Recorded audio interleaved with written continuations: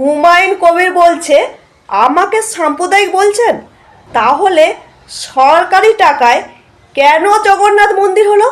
কি উত্তর দেবেন চটিপুরি? এবং আপনার তোলামূলের হয়ে যে বলতে গেছে বৈশ্বনাথ চ্যাটার্জি, সে কি উত্তর দেবে? আছে আপনার কাছে উত্তর? শুনে নিন কথোপকথনটা।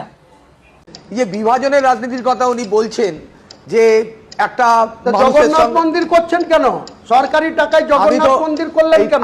আপনার কথা মাঝখানে তো আমি কিছু বলিনি।